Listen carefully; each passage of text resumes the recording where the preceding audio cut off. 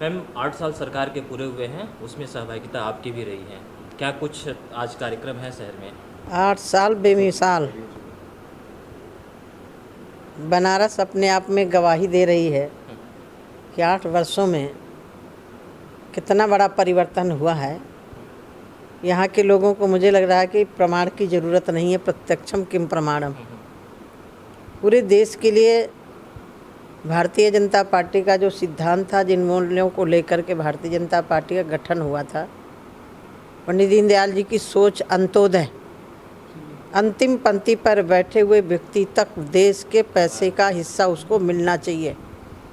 माननीय प्रधानमंत्री जी ने गरीबों को फोकस करके काम किया और आप देख रहे हैं इन 8 वर्षों में 3.5 करोड़ के लगभग हम गरीबों को मकान दे चुके हैं। 9 करोड़ के लगभग गैस चूल्हा दे चुके हैं।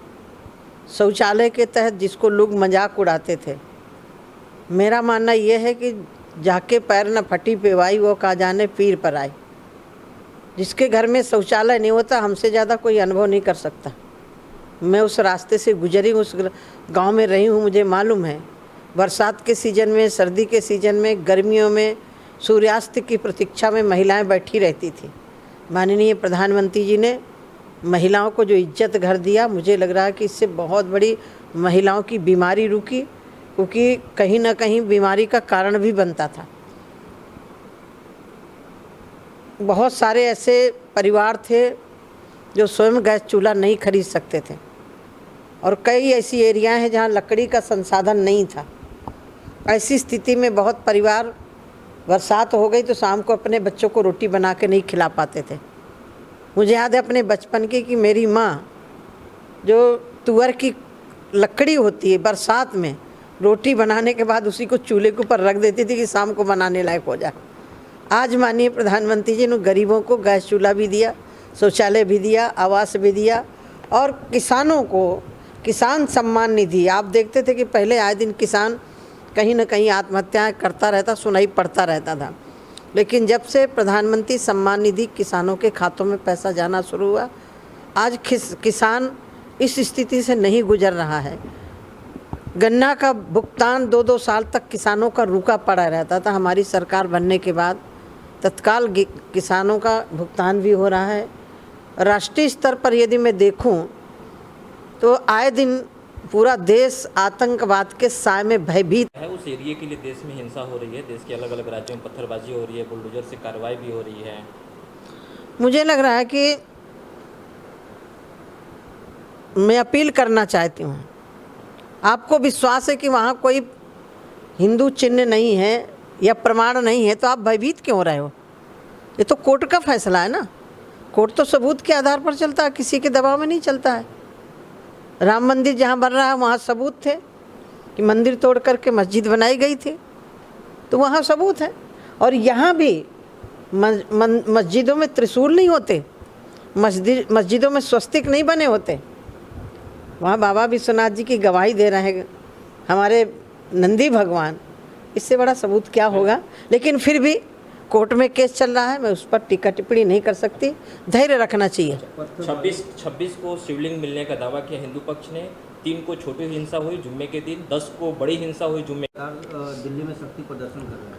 मुझे लग रहा है कि जब मानिए कोई भी किसी में पूछताछ होती है तो कांग्रेस को बौखलाहट क्यों है? यदि किया नहीं तो पूछताछ तो हो रही है।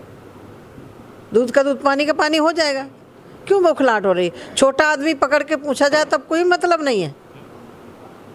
अब तुम्हारे लीडर हैं, यदि नहीं कुछ किया तो क्यों चिंता कर रहे हो? अच्छा मैम, प्रदेश में जो दंगाई है उसको लेकर कि सरकार कानून अपने हाथ में ले रही है बिना, तो सरकार कानून तो हाथ में लेगी, कौन लेगा कानून? सरकार कानून छोड़ देगी तो क्या होगा प्रदेश का? और दंगाई है तो क्या उनकी आरती पूजा उतारी जाएगी? आपके लिए कोई आपकी तरफ से कोई संदेश दंगाइयों के लिए? मेरा इतना ही संदेशा है, उत्तर प्रदेश में शांति व्यवस्था बना के रखें। योगी जी की सरकार है, बस।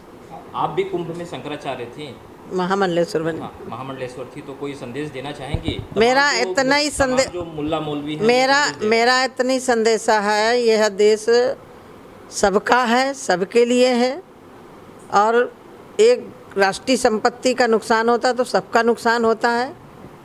इसीलिए मेरी अपील भी है कि बहुत जल्दी किसी के बहकाव में नहीं आना चाहिए।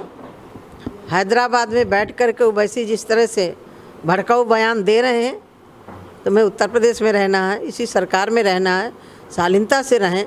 प्रयागराज में जो जानकारी मिली है, मदरसे में पढ़ने वाले बच्चे पत्थर फेंकें, जिनके हाथ में कापी और पेन, देश की बागडोर आने वाली है, उन बच्चों के हाथों में पत्थर पकड़ाना अच्छी बात नहीं है। अच्छा, एक आखिरी सवाल मैम, आप संसद सदस्य भी हैं।